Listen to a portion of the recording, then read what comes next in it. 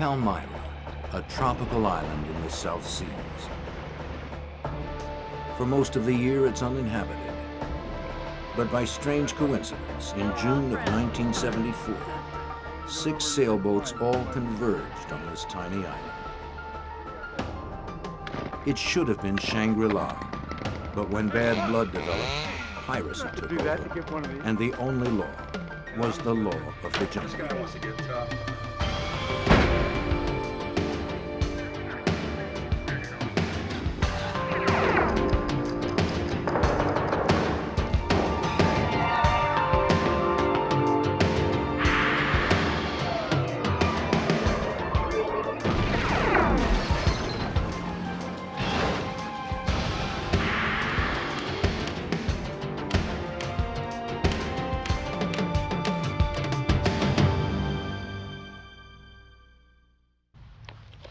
A small, uninhabited island almost 1,000 miles from nowhere. It's hard to believe such a paradise really exists. For most sailors on the South Pacific, Palmyra is a stop on the way to somewhere else. But for a few, it's a destination of its own, a place to disappear from the world.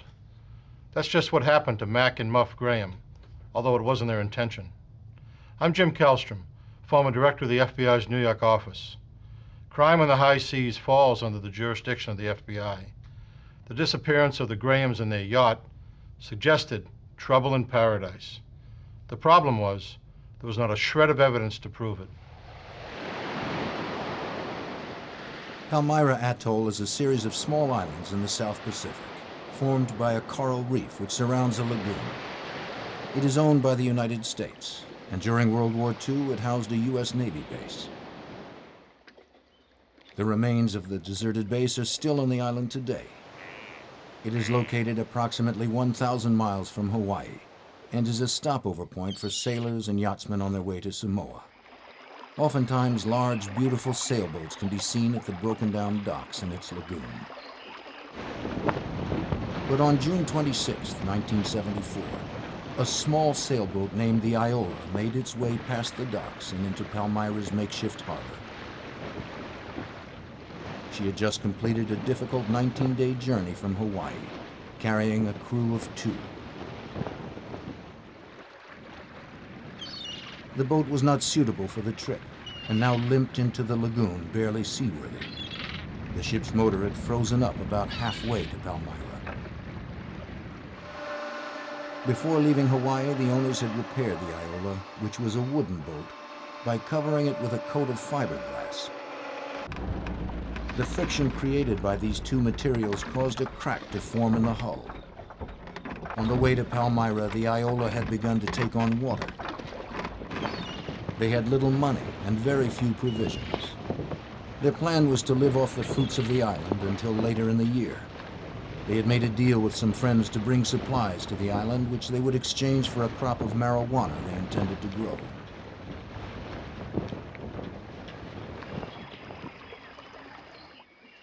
When they arrived at Palmyra, they were unhappy to see a handful of visitors at the dock area. They had hoped they would have the island to themselves.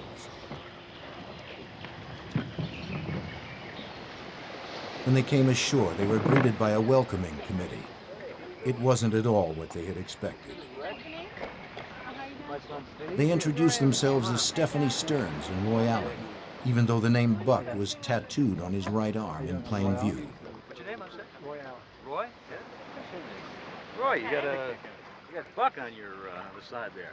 When one of the yachtsmen commented on it, Stephanie claimed that Buck was his nickname. Something about Roy was different from the other yachters. He seemed rougher, perhaps even a little dangerous. Shortly after Roy and Stephanie arrived, another boat appeared in the channel, a beautiful 38-foot ketch called the Sea Wind. It wasn't long before the new arrivals made their way over to the dock.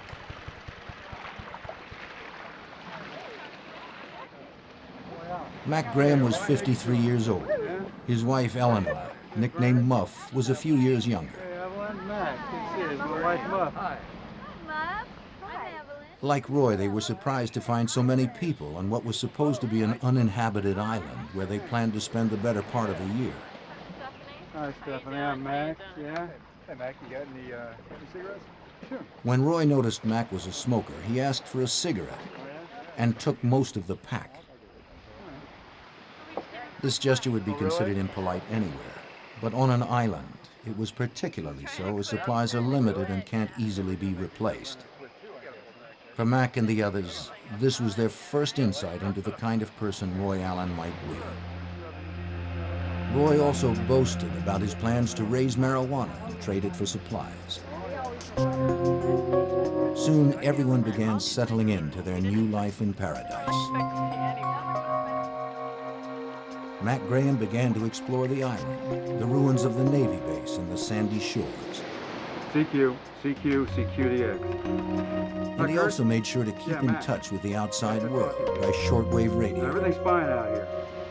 At regularly scheduled times, Mac would contact his friend Kurt Shoemaker in Hawaii and tell him about his latest discoveries. Here's KH6IHG, Hawaii Island, calling and listening.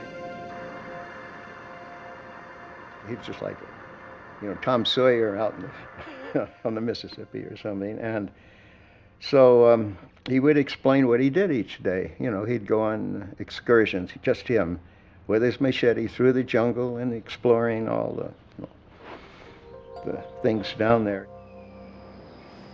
For Roy and Stephanie, on the other hand, things weren't going quite as well. Roy found the island was not well suited for growing marijuana. Living aboard the Iola was difficult. The boat was small, damp, cluttered, and cramped. Their supplies were all but gone, and they began to barter their possessions with the owners of the other boats for food and supplies. To the Grahams and the others, Roy and Stephanie were a nuisance. They were not properly supplied to be out on the high seas this far from civilization. The other yachters had enough supplies for themselves with some extra for emergencies, but not enough to supply Roy and Stephanie. The Grahams were known for their hospitality. They had invited the other visitors to Palmyra aboard the Sea Wind. Others warned them not to allow Roy and Stephanie on their boat. But Mac wanted to make an attempt at being cordial. On July 5th, 2 weeks after the Grahams arrived, and long after everyone else on the island had already had the tour of the Sea Wind, Roy and Stephanie received an invitation to visit. They eagerly accepted. Oh, the Sea Wind was a real yacht. It was a beautiful-looking boat to begin with, and nice lines. And Mac had kept it in just perfect shape. It's gorgeous, huh? That's the Sea Wind was everything the Iola was not. It had a fully stocked larder, and it was equipped with every high-tech navigational device on the market. It had plenty of room, and the Sea Wind had sailed around the world. Stephanie commented on its size and human comforts. She was enchanted by the big bunk in the forward cabin. Roy remained sullen. When Roy began to find the cramped quarters and damp bedding of the Iola too confining, he decided to move into a makeshift tent on the beach. Stephanie would stay aboard the boat. By now, Roy and Stephanie had bartered most of their possessions with the other yachters for food and supplies. Other than trading or flat-out begging, they had little to do with the others. The situation was getting worse by the day. Most of the marijuana seedlings they had counted on for money had been eaten by insects. Although Palmyra has abundant natural resources, including fish, crabs, bird eggs, and coconuts, Roy had little knowledge of how to survive off the land. To catch fish, he would shoot them with his .22 caliber revolver. Like clockwork, Mac continued his weekly radio conversations with Kurt, and he kept him informed about Roy and Stephanie. Okay. It had moved way down the end of the lagoon and would have nothing to do with the other group. And bizarre things like they start planting marijuana again to see if they could grow it. He needed, I think they were running low on food, so he needed coconuts. He took a chainsaw and cut a coconut tree down to get to the coconuts. That's kind of stupid. It also infuriated Mac Graham. Mac loved the island and had no tolerance for Roy's destructive What's your ways. problem? You don't have to do that to get one of these. Why don't you just climb up and get it down? One day he confronted Roy about it. I didn't ask you for your Roy opinion quickly anyway. became angry and told Mac to mind his own business.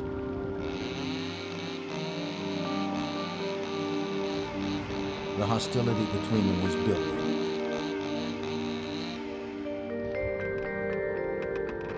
On July 13th, Muff Graham wrote her mother a letter. She hadn't been enthusiastic about living on an island in the first place, and having Roy and Stephanie there only added to her misgivings. Dearest Mother, 3 boats are here now, but one is leaving and will take this letter with them. That leaves us alone with the hippie couple who plan to stay here and live off the land. It's just our luck they decided to roost in Palmyra. Roy and Stephanie have run out of sugar, cigarettes, and I don't know what. They've bartered with other boats. Next, they will ask us. Muff sent the letter back to civilization with Bernard and Evelyn Leonard, who were leaving Palmyra after a brief stay. The Grahams had previously made arrangements to receive letters over the radio from Kurt Shoemaker, who read them to Mac during their regular weekly shortwave contacts. During that period of time, I was receiving mail from both of their mothers, his mother and hers. And then I would read this to them. Well, as one of the boats down there would leave, they would take the mail with them and eventually mail it when back in Honolulu or wherever. So there was communication going back and forth. And an interesting thing about it is one of the letters I read, the mother, and I think she was in her 80s, she says that she was afraid for them. She says, you should leave that place, something will happen to you. One day when Mac was talking to Kurt, he told him that Roy had sent a message with one of the yachts back to his friends in Hawaii. They were supposed to bring Roy and Stephanie's supplies to Palmyra, and he told his friends to reply through Kurt's shortwave radio. Mac asked him if he had heard any news from them, but Kurt had heard nothing. And when Mac talked to him about Roy and Stephanie, there was something about their description that worried him. And in between these conversations, he had occasionally mentioned the other boat. And I told him, I said, you know, that doesn't sound too good to these people. I said, you know, you better be careful. And he said, well, no, I can take care of myself. I'll be all right. And, so I said, well, I don't know. I think you ought to get out of there myself, or one of you ought to leave. My fault? I don't want to hear it. No, I don't care. Roy and Stephanie's tempers I were live in a running dump, short. that's why. Look around you. During the first weeks of August, the sound of angry voices could frequently be heard across the lagoon. The other visitors to the island saw Roy as a violent and quick-tempered man who was dangerous and should be avoided. Then, midway through August, another boat came to Palmyra and spent a few days. Norman Sanders and Thomas Wolfe were on their way to Samoa. The night before they were set to leave, they had cocktails with Mac and Muff. The talk turned to the Iola. Sanders was a sailing expert. He told them he had offered Roy advice about getting the Iola to Samoa. He said he'd suggested Roy and Stephanie should go there, but Roy had just become angry and refused the help. Wolfe cautioned the Grahams that it would be easy for an unsuspecting couple to disappear on a place like Palmyra. In response, Mac opened a drawer and pulled out a .357 Magnum. He assured the others that he could take care of himself.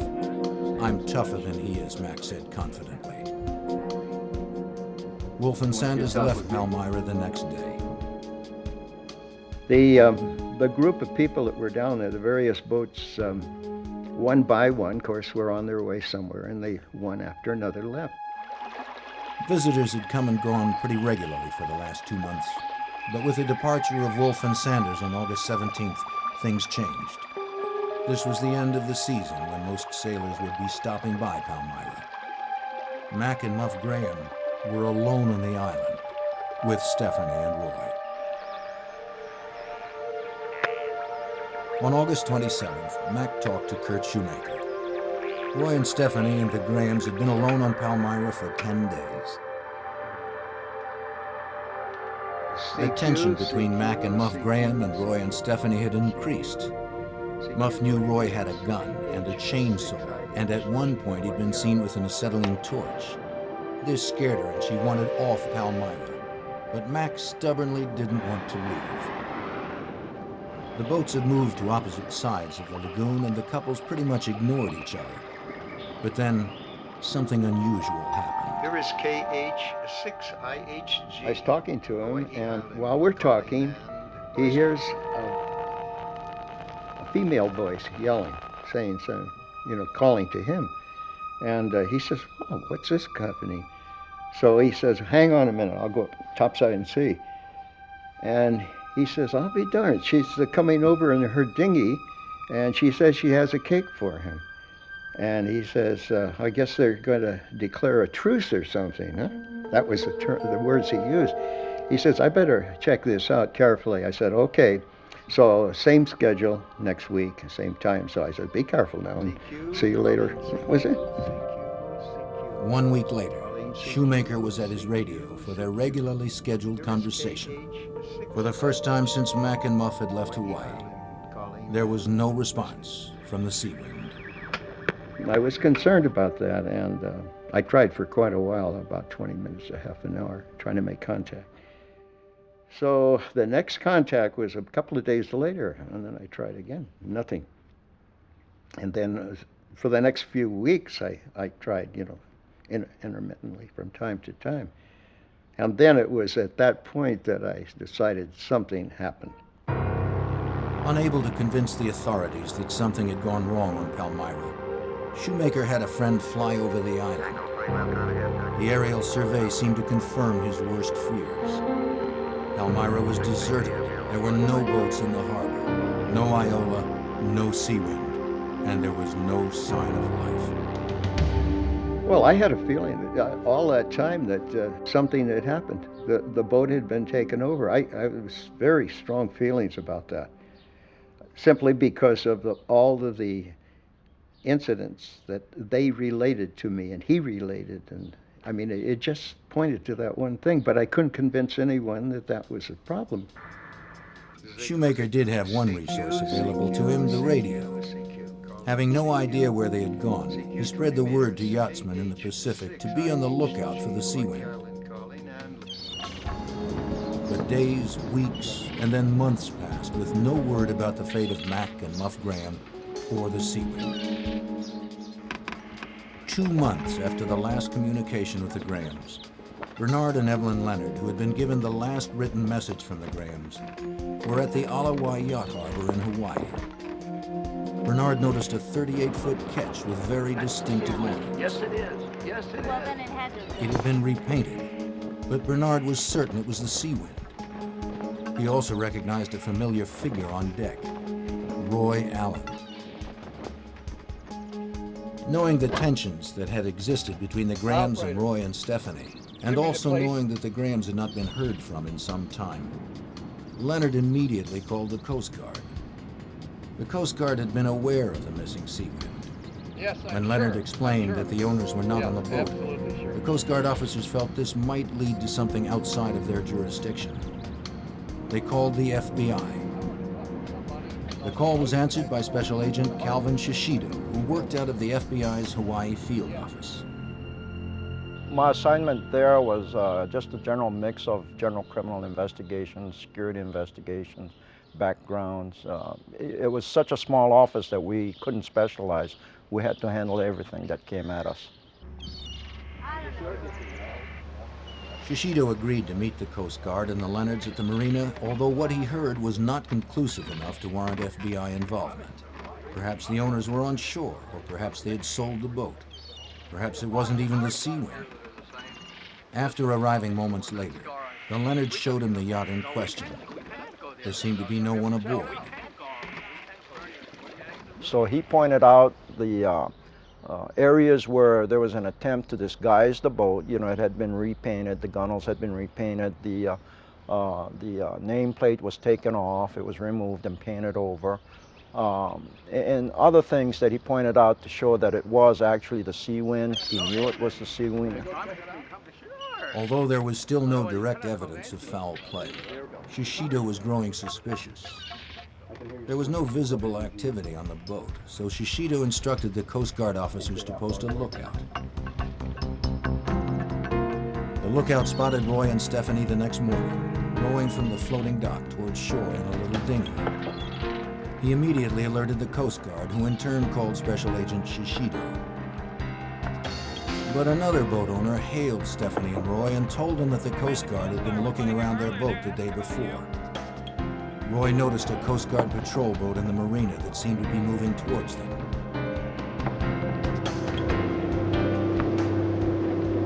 Roy quickly changed direction and headed for the nearest dock.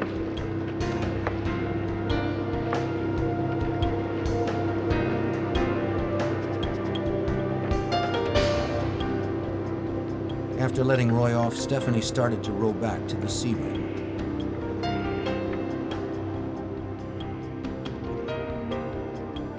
Two plainclothes policemen were approaching Roy when he spotted them.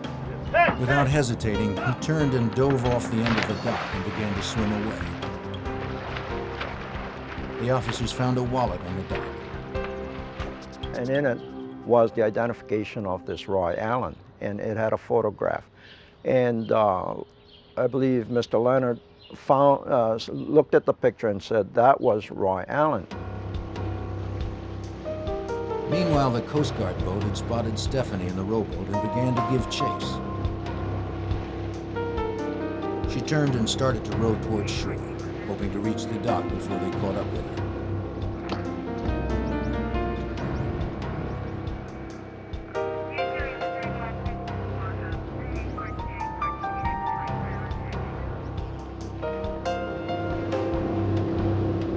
When she reached the dock, she jumped out and began to run, but there was nowhere for her to go.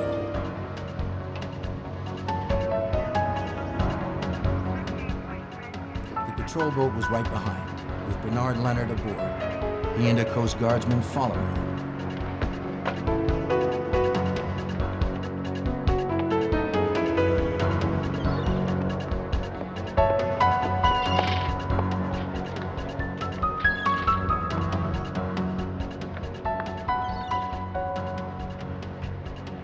They saw her dart into a hotel stairwell.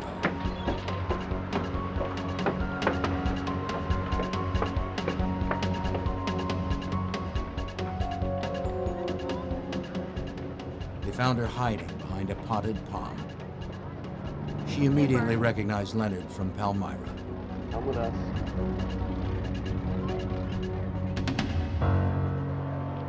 As the Coast Guard officer took her into custody, one question was foremost on Leonard's mind. What had happened to the Grahams? Stephanie Stearns was taken to the Coast Guard offices for questioning.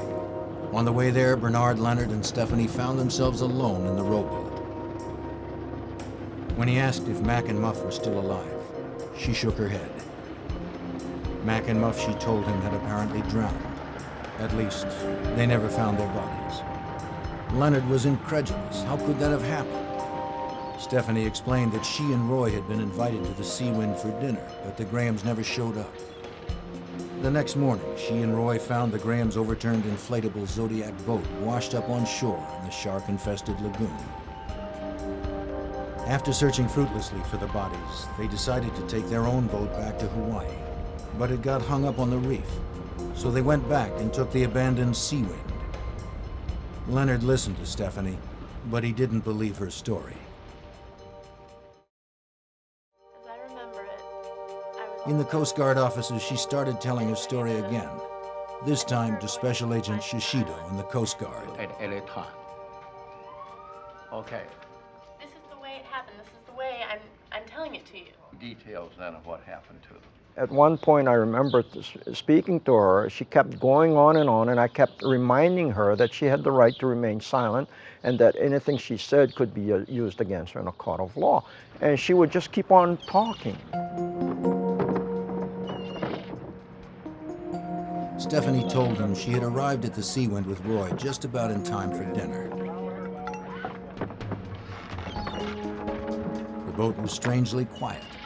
They called out, but no one answered. Hello? Hello? Mac? Mom? Hello? They went below and continued their search, but got no reply. I can't find anybody down here. They're not here. Didn't you say they were gonna meet us here? Yeah, they knew we were coming for dinner. They assumed the Grahams had gone out fishing for dinner and made themselves at home till they returned. There's nobody here.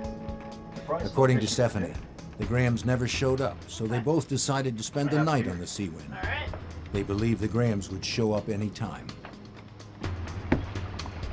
But the next morning, when the Grahams hadn't returned, she said they became very worried and went out to look for Muff and Mac as soon as it was light. But all they found was the Grahams' overturned Zodiac washed up on shore and a can full of gasoline. They turned the inflated boat over and started the motor. Then she said they spent the next 2 days searching for the Grahams or any sign of what might have happened to them. But they found nothing. The Grahams had simply vanished. Shishido found her story implausible. Thing together, and we went over there. When she explained how they had taken possession of the Seawind, her story was quite different from the one she had just told Leonard. No one would have believed us. They would have taken This the time, boat. she said they had left Palmyra aboard the Seawind towing the Iola, which got caught up on a reef and sank. And all we found Stephanie was the tripping over Zodiac. her first lie. And But I knew there were at least, two conflicting stories as to how they got in possession of the boat. At this point, we became very worried about the Graham's condition. We didn't know what had happened to them, and we certainly was not going to get any real true information from Stephanie Stearns. but The FBI has jurisdiction over crime on the high seas. Shishido determined he had enough evidence to arrest Stephanie Stearns for interstate transportation of stolen property. Then his attention turned to Stephanie's boyfriend, Roy Allen, who had evaded the police at the marina and was still at large. Shishido checked, and there was no record of a Roy Allen, but he had the wallet with Roy Allen's picture. Bernard Leonard also told Shishido that Roy had taken marijuana plants to Palmyra and had intended to grow them to sell. Drugs and a photograph of Roy gave him a starting place. But I suspected that people with, traveling on the Iola, which is not really a seaworthy boat, going around and planting marijuana on the islands and so on, must be involved in drug running. Hi, Cal. How are you? Pretty good. How are you? I'm doing pretty good. What can I do for you today? Shishido took the photograph to the Drug Enforcement Agency and showed it to several of the agents. So we would like to get further information on here. They were Well, we do have a surprised when they file looked at on the Buck. picture. Let me get into it. They look told him around that and it was see what I Buck can get. Walker That's great. and that they had been looking for him. I'll get back to you on that. Have a good day. Same to you. All right. And so we got all the background data on Buck Walker, and that's when our search for Buck Walker began. And now we're looking for Buck Walker instead of Roy Allen. Buck Dwayne Walker was a convicted felon and a fugitive. He had been awaiting sentencing on a drug conviction when he and Stephanie fled Hawaii on the Iola headed for Palmyra. As the search for Walker began with a new urgency, Shishido was also concerned about the Grahams. He knew Stephanie was lying and changing details about what had happened on Palmyra. He didn't trust her story about the fate of the Grahams. There was always the possibility that the Grahams were alive and stranded on the island. Shishido made arrangements for himself and some other agents to travel to Palmyra to see if they could find them. We decided to go to Palmyra to see if maybe the Grahams were stranded there, in need of food, and or they could have been tied up for all we know, and immobile, and their lives were in danger. So we decided to go out there to look around, and we did. On the island, they found the remains of the camp Buck Walker had abandoned. They took photographs and examined the site thoroughly. A search of the island produced no sign of the Grahams. However, Shishido did make a couple of curious discoveries. I remember picking up a hatch cover, and of course later it was identified as a hatch cover coming off of the Iola.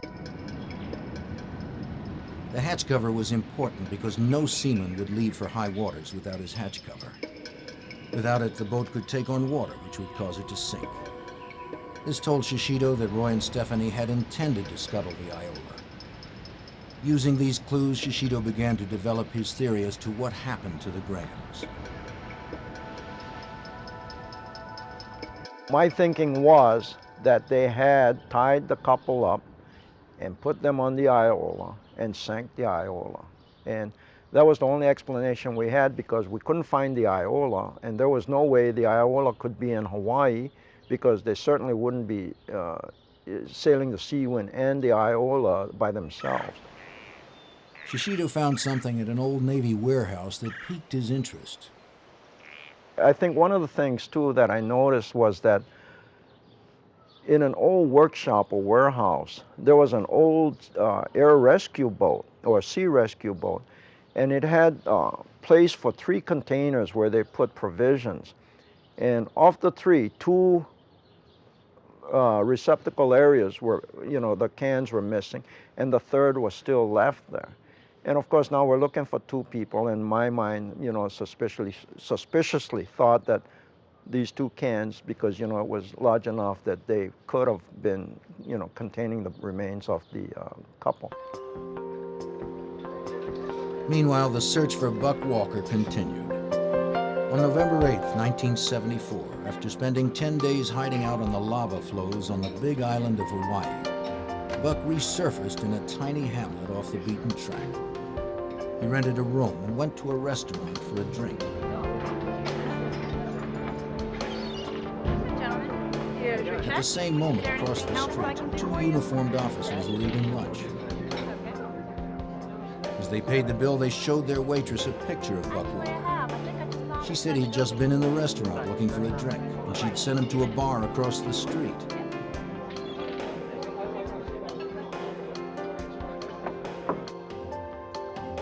The officers spotted him and contacted the FBI. Buck was arrested on the fugitive charge. He was read his rights and handcuffed without a struggle. FBI, you're under arrest. Put your Under hands on questioning, Buck revealed nothing that could help the investigation. He answered questions with a frank yes or no, or with stone silence. The investigators couldn't find even the slightest piece of information that could help them find the Grahams. Right arm. While Stephanie was in prison awaiting trial, Shishido found more proof Stephanie and Buck were lying. While she was at prison, we found out that she had some photographs developed. So when the photographs were developed and brought back to prison, we seized the photographs and examined them. Among the photographs showed that the Seawind, or Stephanie Stearns, was on the Seawind taking a photograph of the Iola under full sail with Buck Walker on board the Iola. So we knew that at one point Stephanie was on the Seawind and Buck Walker by himself on the Iola. This was different than the stories both Buck and Stephanie told officials. Shishido was convinced that the Grahams had been murdered. But without any bodies and no hard evidence, the U.S. attorney assigned to prosecute the case did not believe they could make a homicide charge stand up in court. We could, but it's strictly circumstantial, and we might not win the case. And if we lose the case, and later, years later, if the bodies should pop up and we get some real good evidence as to murder on the part of the Buck Walker and Stephanie Stearns, he said we couldn't try them again. So I thought, well, that makes a lot of sense. Buck Walker and Stephanie Stearns were charged with interstate transportation of stolen property. It was an open and shut case.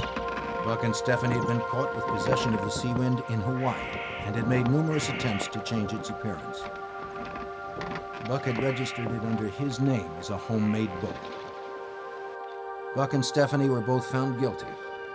Buck Walker received 10 years for his previous drug conviction and 5 years for theft of the Seawind. Stephanie Stearns received 2 years for her role in the boat theft.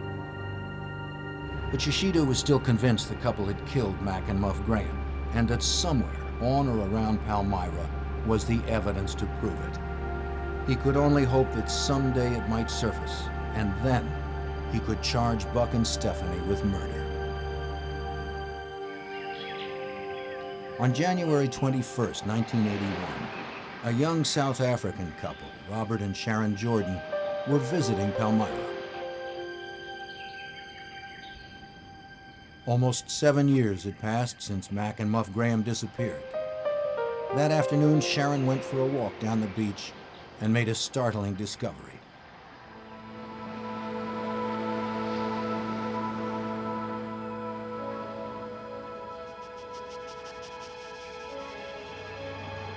Washed up on the shore was an aluminum canister, and beside it, she found human bones and a skull.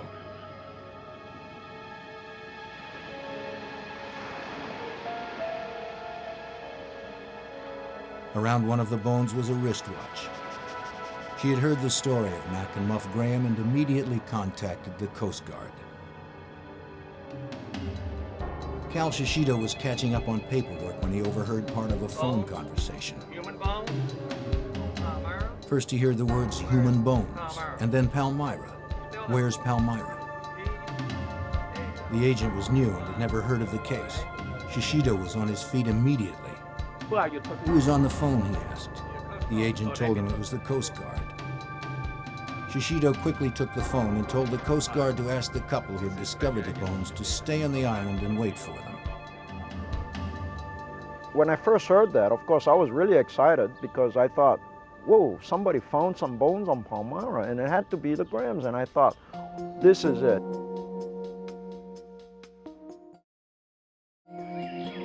Shishido and a team of investigators flew to Palmyra to examine the new findings. If the bones Sharon Jordan found belonged to either one of the Grahams, the FBI might be able to establish the cause of death. Shishido was shown the gruesome discovery: a skull, human bones, a wristwatch, and some wire, all lying next to an open metal box, identical to the kind Shishido noticed in the rescue boats on his previous visit to the island. He speculated that the wire had been wrapped around the case and had somehow come loose. Then when the case came ashore, it had opened and the bones had spilled out. Since a second container had been missing from the Navy rescue boat, Shishido felt the other victim might still be inside. Divers were sent to search the surrounding waters, looking for a container like the one found on the beach. But in the shark-infested waters, the divers found nothing. When Shishido got back to Honolulu, he sent the container, wire, skull, and bones to the FBI laboratory in Washington, D.C. for examination. The skull belonged to a Caucasian woman in her late 40s or early 50s. Dental records showed that it was Muff Graham's. The skull also had signs of charring around the left eye socket and a hole in the left temple. The FBI concluded that the contour of the hole was consistent with a gunshot wound, but due to the age of the wound, could not say conclusively that it was caused by a bullet. The aluminum box was examined by the FBI Elemental Analysis Unit. They found evidence of charring on the outside of the box. Next, the FBI needed to determine if the skeleton had been in the box. They cut out a rectangular section and subjected it to a battery of tests.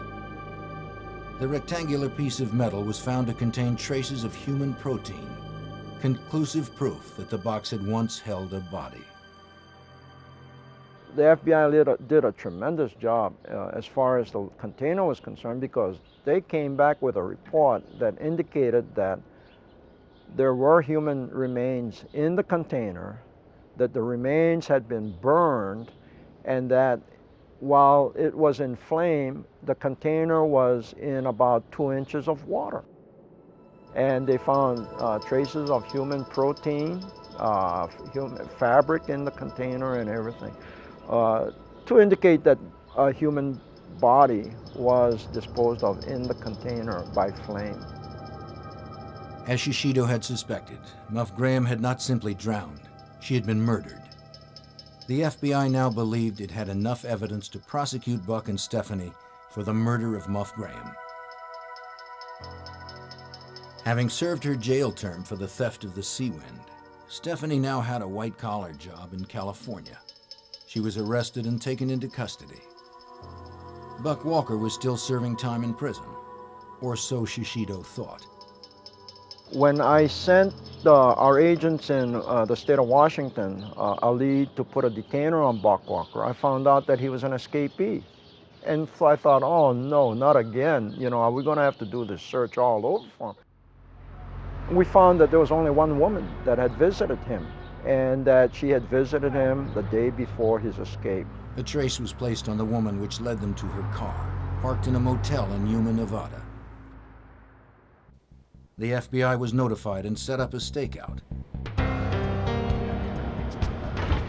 When Buck and another man came out of the motel and approached the car, the FBI moved in.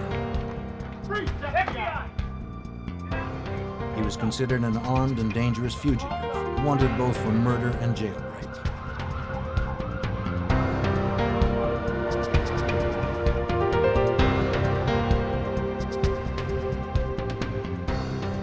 On the front seat of the car, they found barbiturates and several thousands of dollars in cash.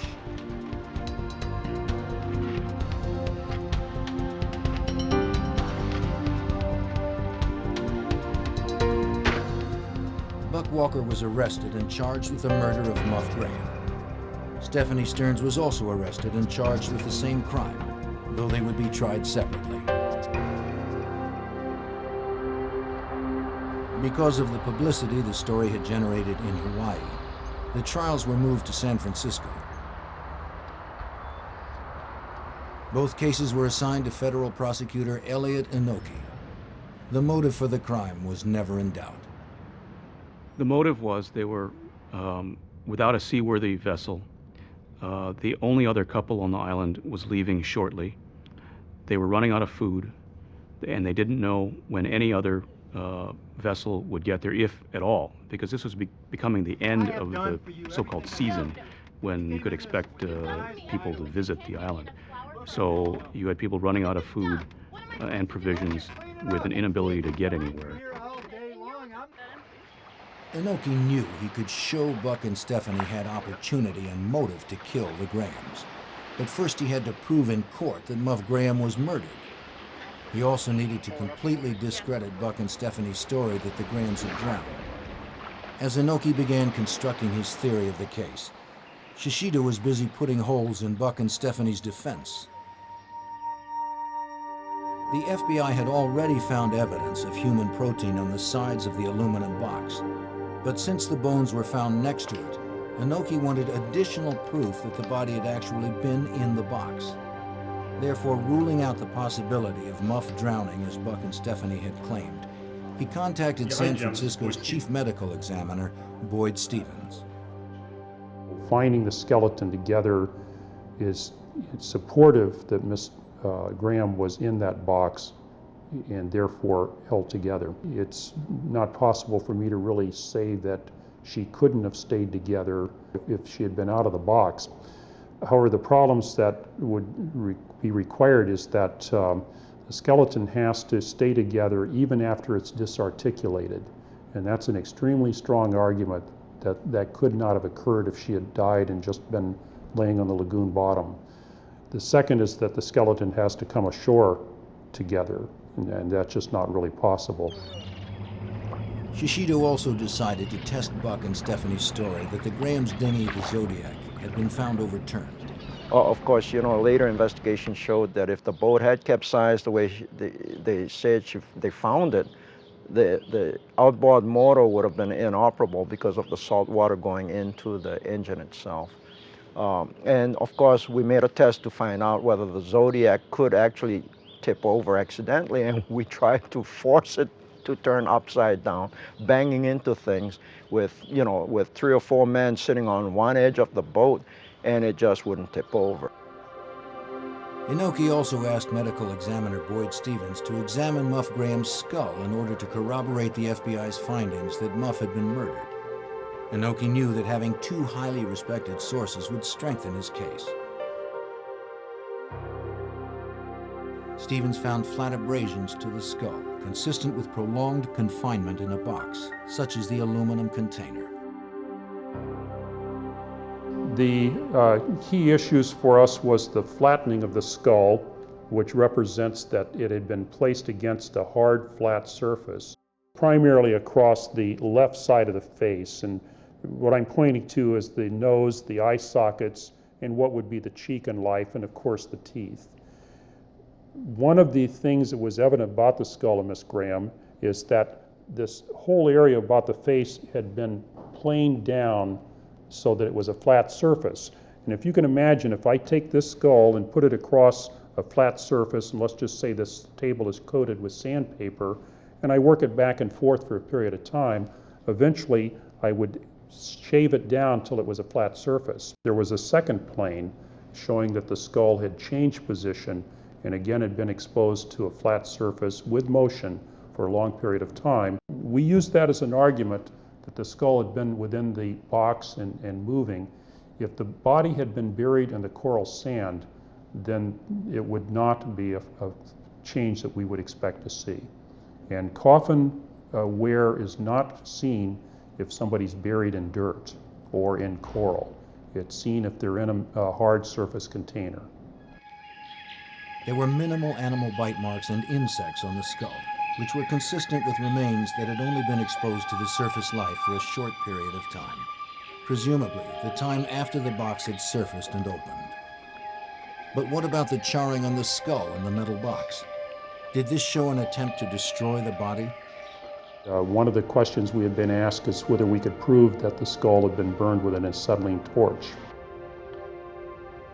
People who were at Palmyra when Buck and Stephanie were there saw Buck with an acetylene torch. The FBI believed this is what caused the burns to the skull. If Inoki could have Stevens corroborate this, he could further implicate Walker. If a person is exposed to a flame, there may be burning of the outer portions of the skin, but until the water is evaporated, the tissue can't burn. And it takes a heat period to boil the water off or evaporate it before the tissue can actually burn. Acetylene torches, of course, run fairly hot, and they would do that process fairly rapidly. The marks on the skull clearly showed the use of an extreme source of heat. Further evidence that Muff had been murdered. The forensic evidence overwhelmingly proved that Muff Graham had been murdered. A trial date was set. A trial involving people who live on the high seas presents some unique challenges. The FBI had to subpoena about 40 witnesses and then make sure they were in San Francisco at the time of the trial. Special Agent Hal Marshall was assigned to the case. I first became involved when I transferred to Honolulu in 1981 from Los Angeles. Witnesses were flying in from all over the world, literally. Sharon Jordan and her husband and 2 children came in twice from South Africa. And one of the hard situations was a lot of these people were boating people who did not keep in touch. Last we heard of some of them, they were in a bay in Hawaii in a boat with no fixed address. So it was a matter of getting them to San Francisco, sometime having to wait 2 or 3 days, sometime postponing it. Weather conditions and things like that required us to be sure they were there when we needed them. And luckily, everybody showed up that needed to show up, and everything went smooth. There were only 2 possible suspects, and Buck had an extensive criminal record. But did Buck commit the murder alone, or was Stephanie also involved? She was the last person known to have contact with the Grahams on the day she brought them a cake. Elliot Inoki believed Stephanie had one strong advantage on her side. Well, she had one option. She could blame Walker. And although she didn't directly do that, her attorney certainly did in the way the case was argued and presented. That gave her a very big option that Walker simply did not have, or if he had, it was a much more difficult sell because of the circumstances and the personalities involved. He's the one with the prior record, much bigger than she is. The testimony about him shooting fish with his gun. I mean, he had a lot of things on his side of the ledger that were not on her side of the ledger. One of the other substantial differences is that Stephanie testified in the case. Walker did not, and so she directly refuted any claim of knowledge or involvement in any kind of homicide. But certainly, through her testimony, left a large room for her attorney to argue that Mr. Walker had the opportunity and the means to commit a murder. A jury found Buck Walker guilty after only a few hours of deliberations, and he received a sentence of life in prison. Stephanie Stearns was defended by famed attorney Vincent Bugliosi, who was convinced of her innocence. She was acquitted of all charges when he convinced a jury that Buck not only acted alone, but sought to conceal the crime from his girlfriend. We may never know what really happened on Palmyra on that day in late August, though the forensic evidence paints a grisly picture.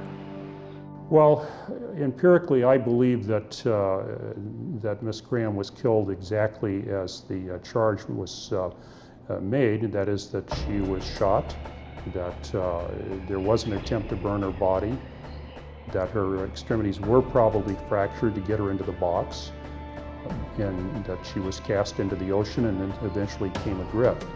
And I think that that probably happened to the husband as well.